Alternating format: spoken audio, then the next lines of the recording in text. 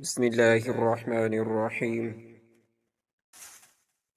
کائنات کا وجود اور اس میں ہونے والے تغیرات، جیسے مینا برسنا، آندھیوں کا آنا، کہیں چلچلاتی دھوپ اور کبھی دھوپ میں ہی بارش کا ہونا، ایسے ہی دریاؤں کا سوکھنا، آتش فشاں کا پھٹنا، دن رات کی آنکھ مچولی، ماہ و سال کا گزرنا اور اس کے بدلتے اثرات، یہ سب اللہ جل شانہ کے وجود پر دلیل ہیں کہ کوئی ہے جو ان انتظامات کو سنبھال رہا ہے، اور کوئی ہے جس کے ہاتھ میں ان تمام چیزوں کی ڈور ہے۔ تبھی تو سمندر کی حدود قائم ہے اور وہ اپنی حد سے آگے نہیں بڑھتا۔ سورج روزانہ نئی جگہ سے طلوع ہوتا ہے، لیکن کبھی مغرب سے طلوع نہیں ہوا۔ بادل پانی ہی برساتا ہے، آگ جلاتی ہی ہے۔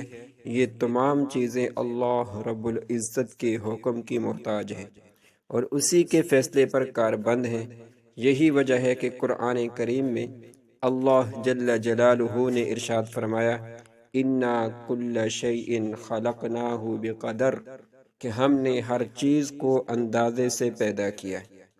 اور ان تمام چیزوں کی تخلیق اور ان کے مسخر ہونے میں غور و فکر کی دعوت دیتے ہوئے ارشاد فرمایا کہ ان فی خلق السماوات والارض واختلاف اللیل والنہار لآیات لأولی الالباب، کہ بلا شبہ آسمانوں اور زمین کے بنانے میں اور یکے بعد دیگرے رات اور دن کے آنے جانے میں دلائل ہیں اہل عقل کے لیے۔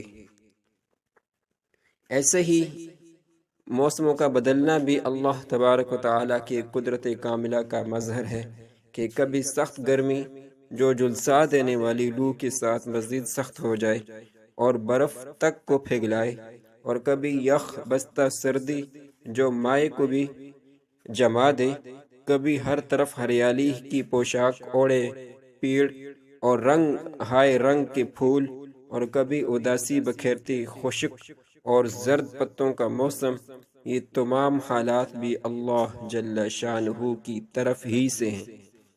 ان میں سے ہر موسم اپنی ایک منفرد اور الگ خصوصیت اور شناخت رکھتا ہے، اور ان میں انسان کے لیے بہت غور و فکر کی چیزیں ہیں۔ گرمی کے وجود کے پیچھے بھی اللہ جل جلالہ کی ایک حکمت پوشیدہ ہے اور ایک نظام اس کے پیچھے کار فرما ہے۔ حضرت ابو ہریرہ رضی اللہ تعالی عنہ فرماتے ہیں کہ نبی کریم صلی اللہ علیہ وسلم نے ارشاد فرمایا کہ جب گرمی تیز ہو جائے تو نماز کو ٹھنڈے وقت میں پڑھا کرو، کیونکہ گرمی کی تیزی دوزخ کی آگ کی بھاپ کی وجہ سے ہوتی ہے۔ دوزخ نے اپنے رب سے شکایت کی کہ اے میرے رب، آگ کی شدت کی وجہ سے میرے بعض حصے نے بعض کو کھا لیا ہے۔ اس پر اللہ تعالیٰ نے اس سے 2 سانس لینے کی اجازت دی، ایک سانس جاڑے یعنی سردی میں اور ایک سانس گرمی میں۔ اب انتہائی سخت گرمی اور سخت سردی جو تم لوگوں کو محسوس کرتے ہو، وہ اسی سے پیدا ہوتی ہے۔ ہیٹ ویو یعنی گرمی کی شدت سے حفاظت کا ایک عمل۔